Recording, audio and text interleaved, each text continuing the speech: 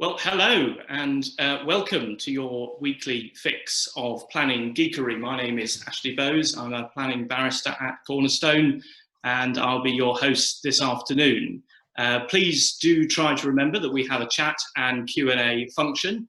We will try to answer all the relevant questions and comments when they come in. But if you don't manage to ask a question or comment, or we don't manage to get round to you, then please do interact with us on Twitter and LinkedIn. We'd love to hear from you. We were told last week that the newt counting days are over, which prompted me to think which protected species our panellists enjoyed counting the most. So panellists, please do introduce yourselves and reveal which mini beast, amphibian or insectivora is closest to your heart and why. Tora. You're on mute, Tora. I mean, that is embarrassing. Well, I'm going for the dormouse, who's often on mute because it's often asleep. And I once spent a very long road inquiry, very concerned about dormice. And at one point, the plan was to translocate the dormice to the zoo and then to locate them back. But then someone pointed out that actually, because the lifespan of a dormouse is only about 4 years and the construction program was rather longer than that, that we were actually translocating back the grandchildren of the original mice, which I sort of found was quite sweet. But anyway, I think you asked us to prepare a couple of facts about the species we've picked. And my favourite one about the dormouse is that it's apparently said that the word dormouse comes from the French dormeuse, which means nightcap, which I think is very sweet for our sleepy friends. Thank you very much, Tora. Killian. Yes, well, I'm going to pick bats for the reason that as a child I loved Batman as my favourite superhero. So for puerile reasons purely, I'm going to pick him. And bats. Fun fact, I suspect most people know this now about bats, but that they can see despite having the sonar. Very good, useful piece of information from Planning Shorts. Thea, what's your favourite protected species? So my favourite is the otter. And I've got a few facts because it seems to me that they are by far the best species.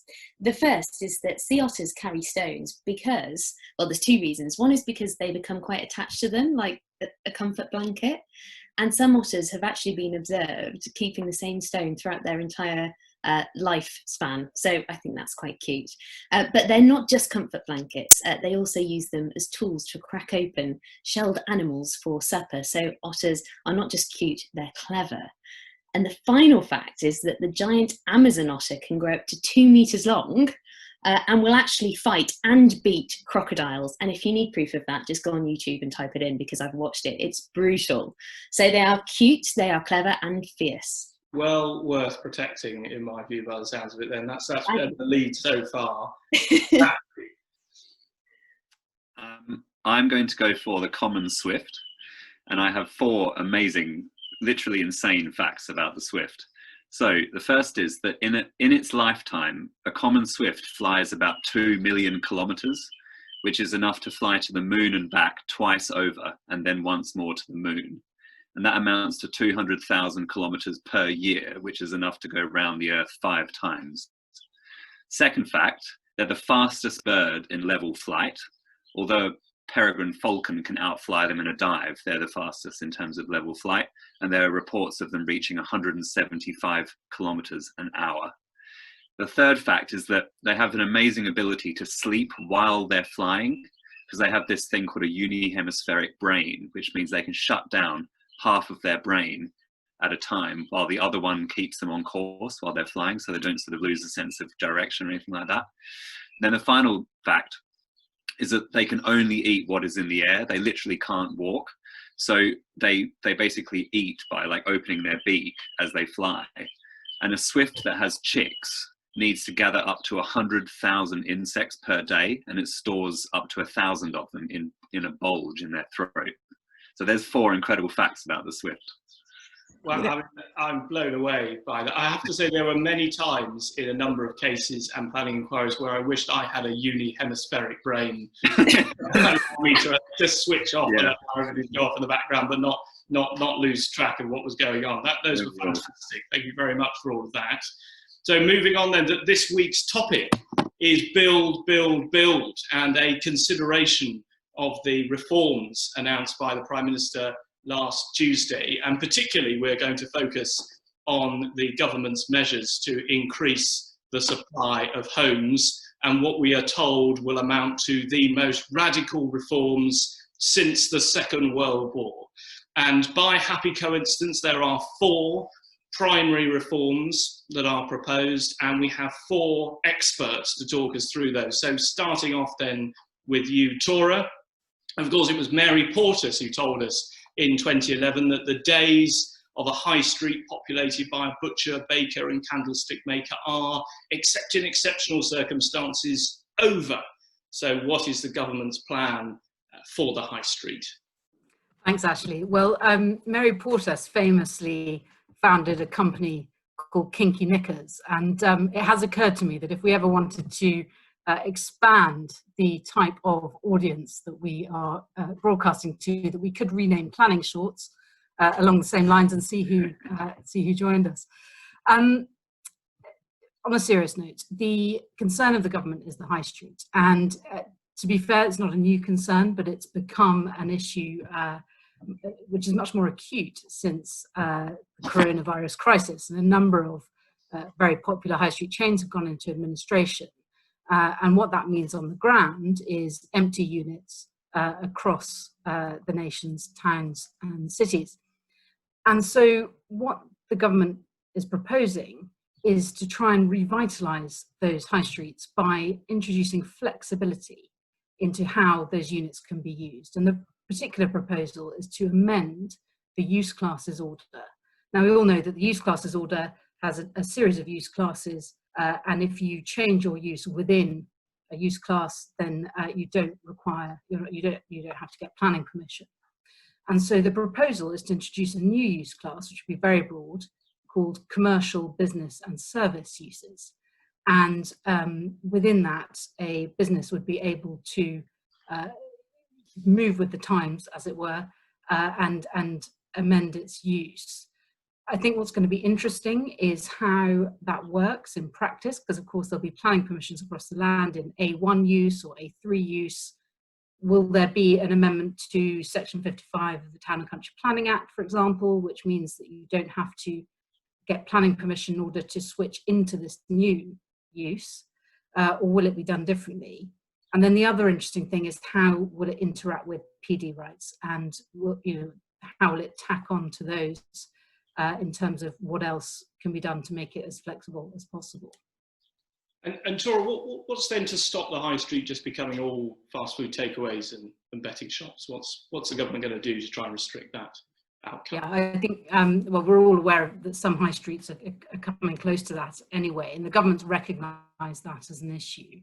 And so in the government announcement, it was said that some uses will be excluded, and in particular there was a mention of theatres and pubs, and the government has historically been quite strict in terms of how particularly pubs are regulated in terms of planning, and also possibly some uses will be excluded from using the category, and the examples given were betting shops and hot food takeaways. So again, it's just going to depend on the wording, but it's an issue that the government's definitely live to. Thank you, Tora. Killian, of course, it's been a good 5 years since we've seen the new PD order, and a good 8 to 10 years since we've seen an expanded class of uses that can change to residential. And now, on top of all of that, we've got a plan for an even wider range of uses to change to residential. Is this really the simple answer to the housing crisis, just to allow everything to change to housing without the need for permission? In a word, no. The announcement, we don't know the full details of this announcement. We know that from the announcement that we're being proposed that we'll get more homes delivered in town centres. We haven't seen the detail. As you said, there are already existing permitted development rights, so we're going to have to see how this is different to those existing ones. But no matter how these permitted development rights function and are framed, I can't see how they're going to solve the housing crisis. There's been two long-running views in government that the way to solve the crisis is to firstly focus on permitted development rights, secondly focus on existing sites such as brownfield sites, allowing for greater conversions, building up to the sky. Steve Quartermain, the government's chief planner, recently retired after 12 years, and one of his biggest criticisms was that the government have an over-attention on PD rights. And it makes sense why. Politically, they're less controversial, and they start from the premise of let's build on sites that already have development. But my problem with them, and why I don't think they're going to solve the crisis, is firstly, the government have been saying this for years, and the housing crisis has only gotten worse, so it's time to change the tune. Secondly, there's no evidence to suggest that there's a huge abundance of sites like this that can meaningfully bring forward supply. And thirdly, this all ignores what I think is the biggest issue with the housing crisis, is that inevitably you're going to have to build on new sites as opposed to existing sites. And most typically, that requires the development on edge of settlement greenfield sites. But politically, they tend to be the most controversial, which is ultimately why we have a housing crisis and why most of us meet each other at inquiries where we're debating about a greenfield site on the edge of a settlement. So I think focusing on existing sites and PD rights has, to my mind, distracted from that real problem. Yes, and one of the problems, Killian, that's been caused, hasn't it, by expanding the right to change to resi in this way, is that some of the homes that have been delivered have been suboptimal, as one of my colleagues once said. They haven't been good quality homes, even though they might well be in the right places. Is the government doing anything to address this particular issue in this latest proposed expansion of classes? So suboptimal could be a considered diplomatic description of some of the units we're talking about.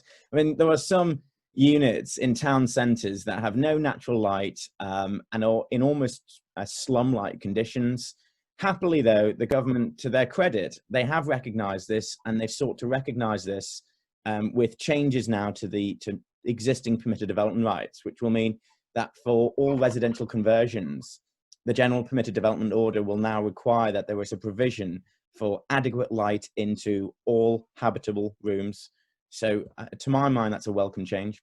Yes, almost something you'd hope in a modern civilized society doesn't require saying, but as you say, a welcome change. Now, Thea, something perhaps genuinely new and radical, a proposal to remove the need for planning permission to demolish and rebuild vacant commercial buildings for resi use. What do you think about that?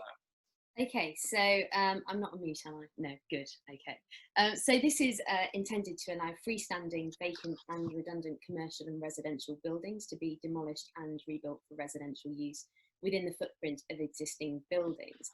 Now, at present, it does seem that the right would not apply to sensitive areas, for example, conservation areas and national parks, which is, of course, to be welcomed. But for my part, I think it's inherently problematic trying to achieve something like this by way of permitted development rights. As I said, it's welcome that you would be excluding the permitted development rights from conservation areas, but that doesn't mean that such developments aren't going to have an impact on heritage assets by virtue of changing their setting, for example. Now, with permitted development rights, you of course get simplicity and speed, which is great, but that could be at the cost of good design and other benefits that you might hope to come from these sorts of schemes. And of course, it might prevent delivery of important mixed-use schemes. So I have in mind the recent Newcombe House appeal. That was a Secretary of State decision in which Newcombe House and other buildings, many of which were largely vacant, were or are now to be demolished to provide offices, residential units, lots of affordable housing, a new public square for the weekly farmers market, and also stair-free access to the tube station. It's difficult to secure those sorts of benefits through permitted development. The other point, really, I wonder, is how extending permitted development rights to potentially large projects like this will fit with the recommendations of the Building Better, Building Beautiful Commission. Now, to avoid some of those issues, you can, of course, require detailed prior approval. But if you're going to deal with issues like design and try and secure good design, which is, of course, what we would want to see, then you could well be seeking a planning permission by another name, or asking for sufficient detail that you would be including within a planning application. Yes, thank you, Thea. I think you may win the prize there for the most middle-class permitted development criterion, which is that the change of use and building secures a farmer's market as part of the approved development. That would be a beautiful thing to have within the PD order. Now, one of the crucial issues there, of course, is what the term vacant means. And do you foresee any particular issues with this? Is there anything else in the planning system where this issue has been grappled with, where decision makers may draw some parallels? Yeah, so of course we have at the moment the concept of vacant within the vacant building credit regime, but there's no definition or test for vacant, and the guidance makes clear that each case is a matter for the collecting authority to judge. So what we have are wide and disparate practices and requirements across the country. For example, some authorities require applicants to demonstrate that buildings have been vacant for 12 months. Some require that the buildings weren't made vacant in order to allow the development that's being proposed. So I think we could see practices spring up like that. And if you want confidence among developers that they're going to get permitted developments like this, then you're going to have some guidance either in the National Planning Policy Guidance or within the order itself. I think we're likely to see some criteria within the order itself, just to avoid the potentially very murky area of what vacant actually means. Thank you very much. And finally, Matthew, a proposal to add space up to 2 stories above premises without permission. I suppose the question for you is, well, can a dormer window revolution be the answer to our economic and housing crisis? Well, I think it's worth bearing in mind that the new PD coronavirus regulations, which amended the order a few days ago, that has introduced, I think we need to be quite clear on what's already sort of entered into force, but well, not entered into force, but passed into law and is entering into force at the beginning of August. But then there's also plans for further expansion. So the stuff that's already in place and will come into force on the 1st of August is a new PD right to construct new homes on top of detached or freestanding blocks of flats, together with any necessary ancillary works. And the PD right extends as far as saying you can go up to 2 additional stories of new dwellings to be constructed, as long as, and there are quite a long list of preconditions, but essentially the block of flats needs to be purpose built. It also needs to have been constructed between 1948 and March 2018. It needs to be detached. It has to be 3 or more stories high above ground. It has to be unlisted and not in a conservation area or in any other protected areas like a SSSI or whatever. And finally, the completed development cannot exceed 30 metres high. As I said, it comes into force on the 1st of August 2020 as new Part 20 Class A. And it's all part of the government's grand plan for what they call gentle densification, which I think is a lovely turn of phrase. And it's basically to make effective use of existing buildings and reduce the need to develop greenfield sites. And this was all part of the plan. It was all in the pipeline anyway before COVID-19. But ever since COVID-19, it's now being promoted as part of the government's economic renewal package.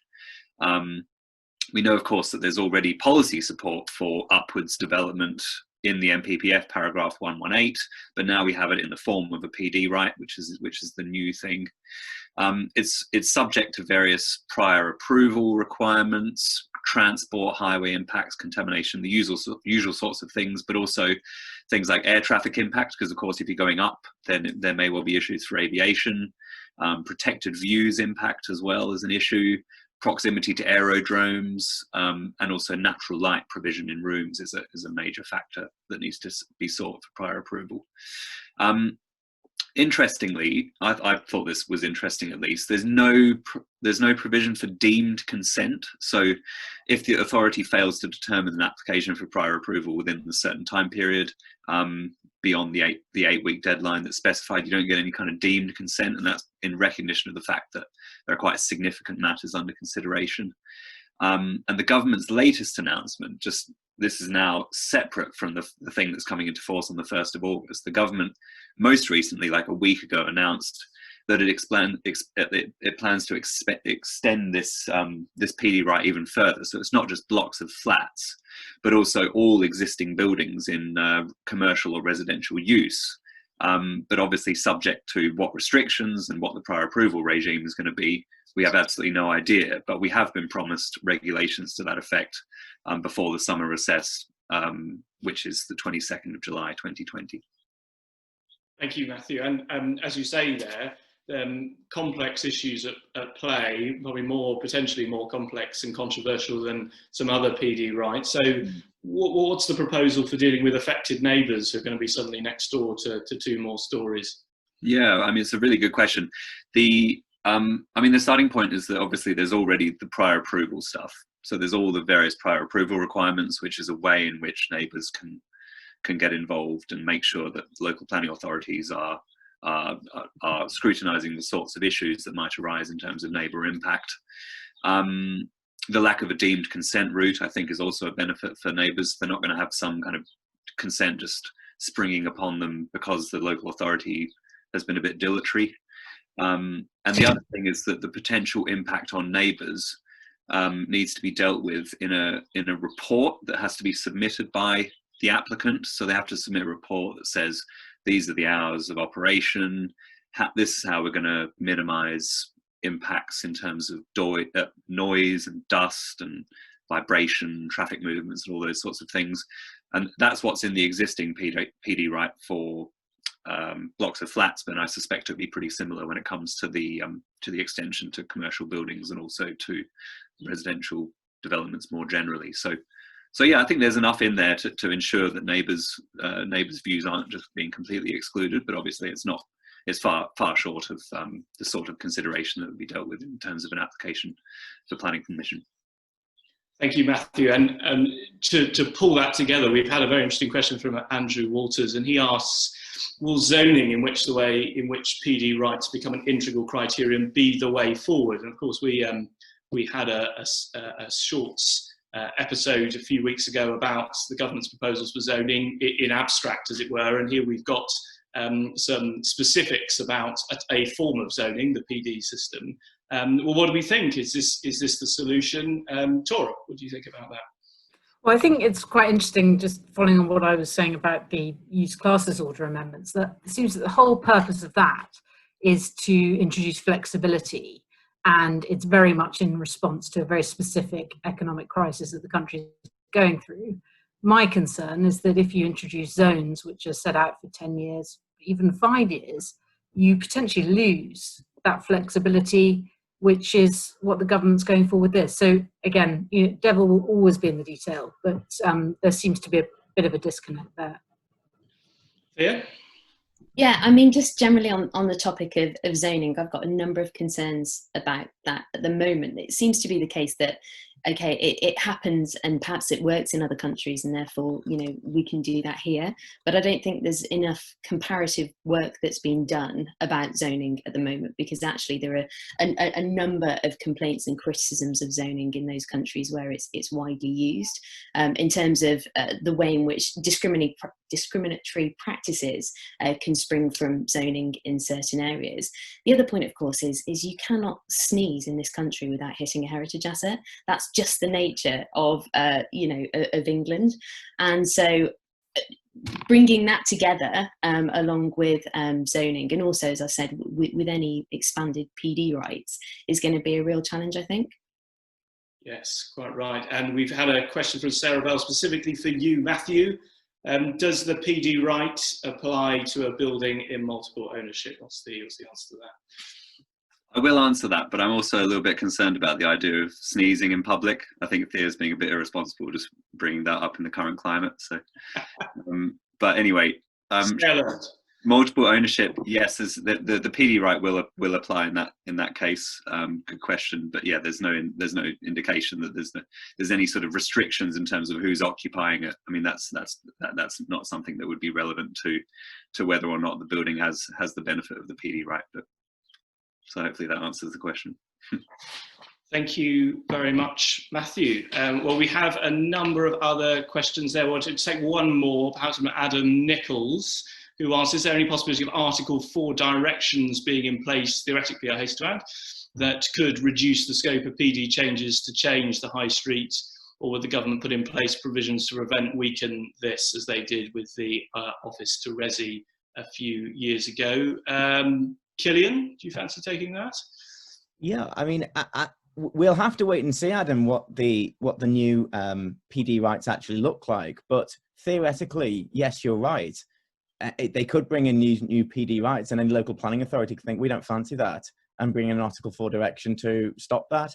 It doesn't prevent planning applications from coming in to do that. But you're quite right. Theoretically, there could be a pushback from local government, but I can't imagine that happening in the immediate future. Yes, and I suppose some people may not take advantage of the PD right themselves, but merely use it as a fallback to inform a planning application, perhaps as a way forward. And then we have an interesting question from Ian Taylor about the effect of COVID and applications for certificate of lawful use. And he asked, well, in cases where a planning condition has been breached for a period in excess of 10 years, apart from the period where the business had to close down because of the lockdown period, what would that, I think the essence of the question is, what would that be on the effect of the continuity of time? So that's slightly unrelated, but an interesting point nonetheless. Tora, what do you think of that? Yes, well, all these things are always considered on a case-by-case basis, but I mean, if I were acting for a client in that scenario, then I would be drawing parallels with cases where premises have undergone renovation or building work. So again, you could have a similar length gap technically in the use, but actually it's not a real gap because the building is still in that use. So I think probably a lot of arguments available there. Yes. Well, thank you very much. That brings us close now to all we have time for this week. Thank you so much, everybody, for tuning in once again. Next week's host will be Matthew, and he will be guiding us through the changes in the Business and Planning Bill, which is speeding its way through Parliament. Thank you so much for joining us. I'm sorry we couldn't answer all of your questions, but again, please do engage with us on Twitter or LinkedIn or email us directly. We'd love to hear from you. Cheerio now. All the best. Bye-bye. Hey, guys. Bye. Thank you. Bye.